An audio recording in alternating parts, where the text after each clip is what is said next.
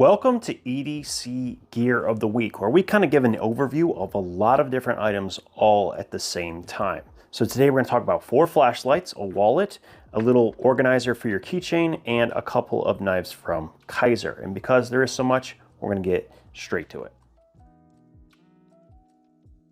The first item we're going to talk about is the KUH, the KUH. And this is a Kizer knife. It is in 154 cm. It is a button lock, but it also has both a front flipper and a back flipper. So kind of a different take. We have a really cool micarta right here for handle scales.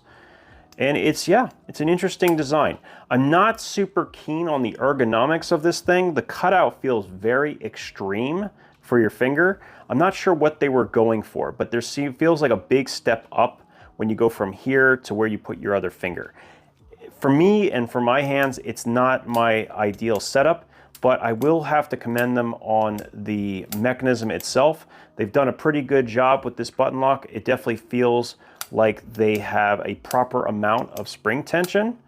And yeah, really nicely done. This tool also has a thumb stud. And I think the idea was that they keep this thing exactly in line with the handle frame. Maybe that's why they wanted the cutout to be so deep. I don't know if having a front flipper and back flipper together, you actually need the thumb studs in this particular instance. And I think if they had gotten rid of the thumb studs and allowed me to have more neutral handle real estate, I think I would have enjoyed it a little bit more.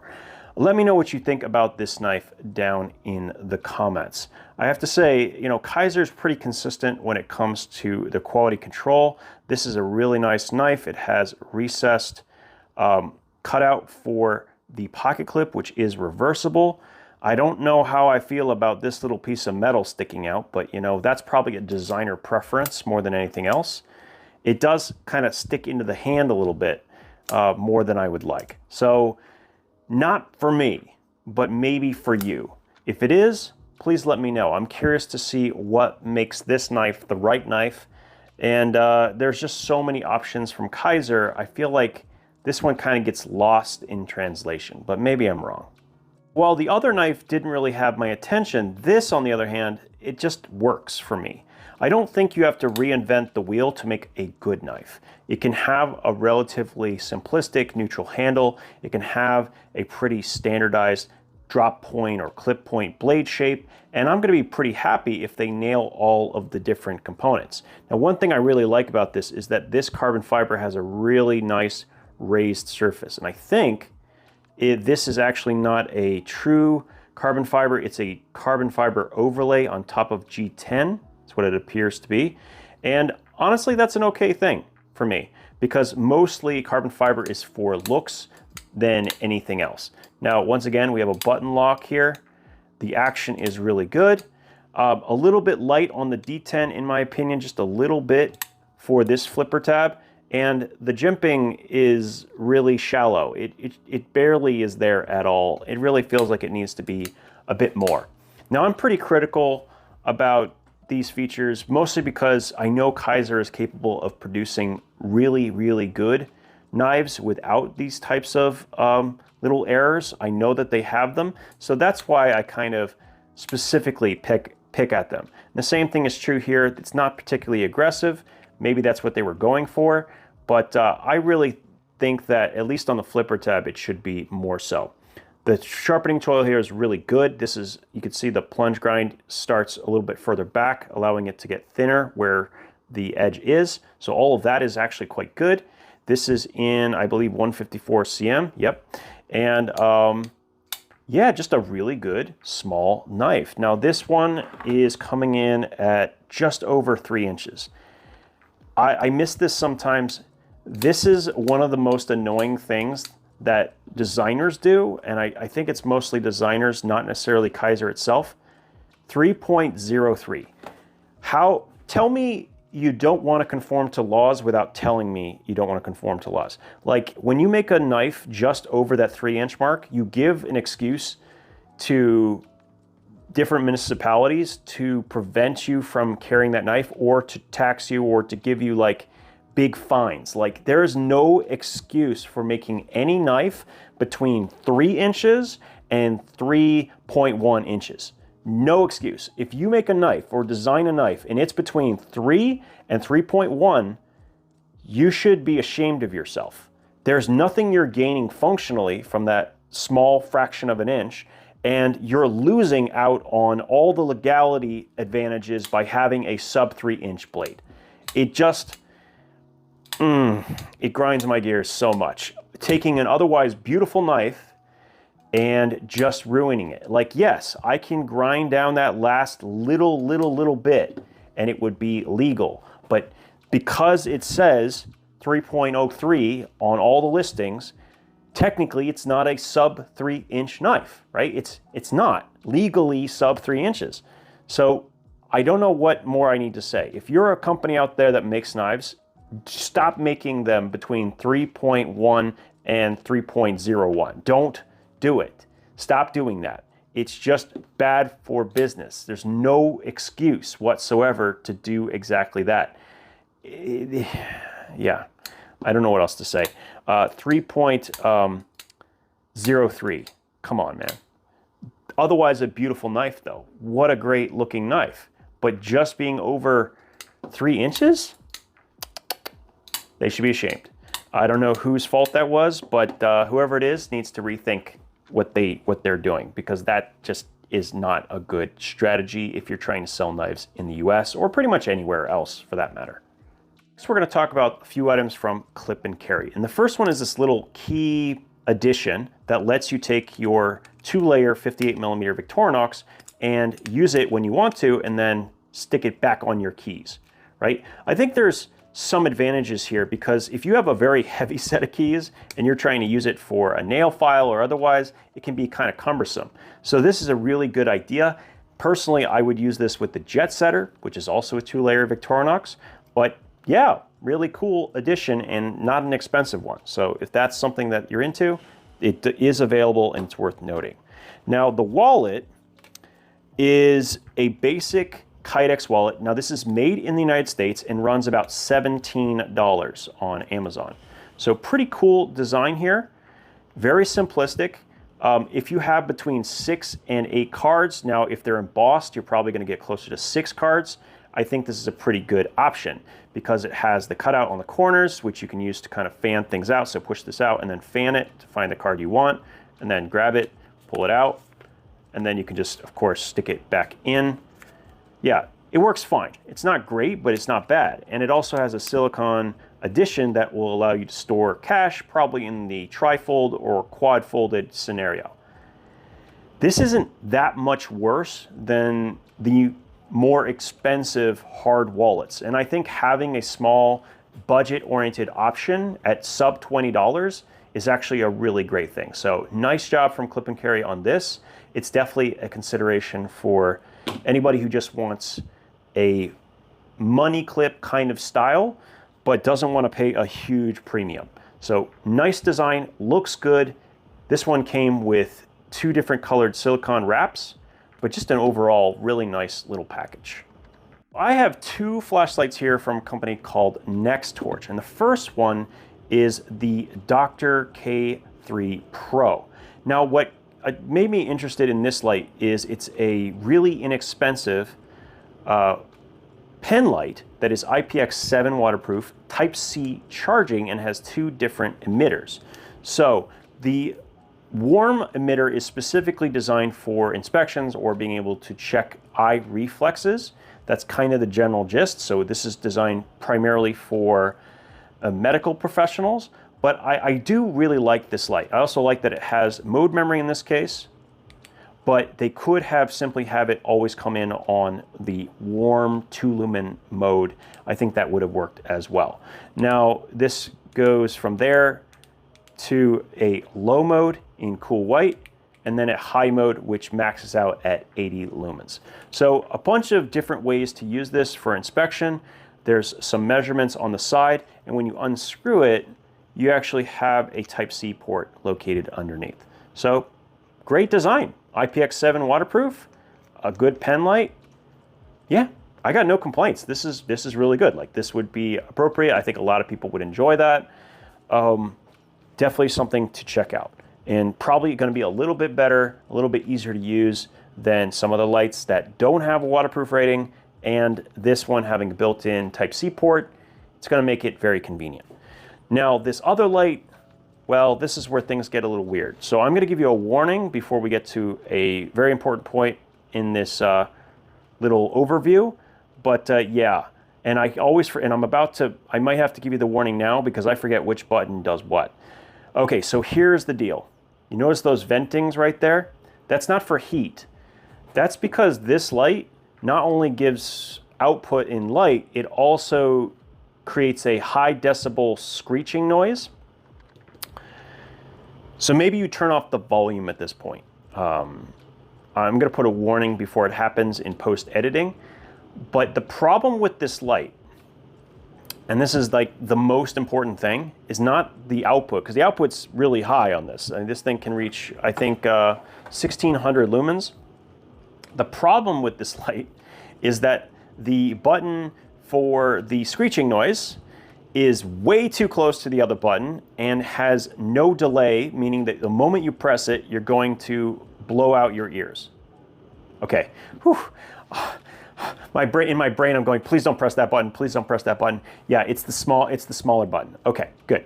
So the big button, you come in on your output mode and you can cycle through by half pressing 1, 2, and 3. Pretty simple. It always comes in on the same mode, pretty much. And then you cycle through. So simple use, all of that is great, not a big deal. This is a 21700 powered light, I believe. Oh no, 18650 actually. Just a really, really big tube. Very, very thick tube on this one. Now, here's where I'm going to tell you to be careful. I'm going to press this button, and it's going to make a screeching noise that's absolutely awful, up to around 120 decibels. So I'm probably going to really drop the volume on this, but here it comes. Warning. Ow. Yeah. This is going to be one of two flashlights, or two flashlights on the table today that's going to have the ability to make a screeching noise like that. And it's a really stupid feature. I'm not going to lie. To put on a flashlight when you're putting it that close to the other button and you're making it so it's easy to accidentally press. Can you imagine reaching for this in the middle of the night, and instead of turning it on low, which is what you're expecting, or the medium mode, which is what it usually comes in on, you actually blow out your ears and everyone else around you, because that's really what I want to be doing. I mean, does it really matter the rest of the components of the flashlight or the output if the one item that it has, the screeching, is going to be so obnoxious and so easy to accidentally press? I like that they're trying to be creative, but don't be creative for the sake of it, especially if you're going to make it so easy to accidentally cause this problem of just blowing out your ears. Like, it is, don't get me wrong, it's very loud and it works, but this is not a light that I would recommend to pretty much anyone for that exact reason. The loud noise thing, there might be a purpose to it, but it needs to have some, first of all, it shouldn't be anywhere near the switch related to the light. That's first of all. And then, yeah, it should be a lot harder. I should have to like press it sideways and then press it down kind of thing. Something like that. Something to make it harder to accidentally activate would be great. That's pretty much all I have to say about this light. I would not recommend the P86 unless you know all of these issues and you still feel that it's worth it. The construction is nice. The output is really awesome. It's a simple user interface, which most people can learn. But can you imagine giving this to just someone who has no idea what they're doing and then they, okay, warning one more time. Ah, ow. Okay, I'm not, okay, stop. All right, so yeah, that's pretty much the conclusion there. Skip this one. This one is good. Let's move on. All right, so here's a new company, and I was pretty excited to see other companies entering the market with some different ideas. But these are two flashlights that have their own problems, and they're mostly self-created. So I'm going to go through it and use these as an example of how you can have very good hardware, but still kind of fall down on key things. I think that this company has potential. I want to say that before I get started. I think that what they have available is interesting and maybe worth pursuing, but not in its current form. So we'll start with this guy right here. So this is the S21. It is a AA powered flashlight, and it can also run on the included 14500 that is built in right here. Now you can run standard AA's as well. It has a pretty bright output. It has a reversible clip. I'm not really going to focus heavily on output here. I'll just show you some statistics, but a really cool design, and it has a Type-C port, and this is actually still waterproof. So it's a waterproof Type-C port. You just kind of close it with that collar right there, and that's pretty cool. There's also a magnetic tail, which I will tell you is not actually strong enough to hold on to the flashlight for most things, unless it's really thick steel, like it has a little bit of a problem. It's not that strong. And it also has a lock. So when you rotate this, you actually can lock the button so it's not used. Now that's a cool idea. I like that idea, except when it's unlocked, the problem is that the button, and I can see if I can get it to work, the button gets stuck even when it's in the unlocked position. So the button is not great, is what it comes down to. I like the idea of it, to be able to lock it like that. That's cool. But there we go, it just did it. In practice, it doesn't work very well. And that's a really big problem. So that's the first issue. And the second issue is not the output, the second issue is the user interface. So, yeah, and you just saw the issue.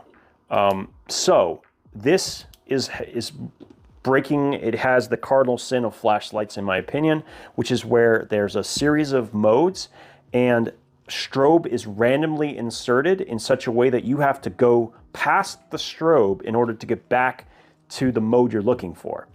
That is a cardinal sin. It is absolutely unforgivable in the era of flashlights in 2024. Like, it brings this down to a 1 out of 5 in user interface.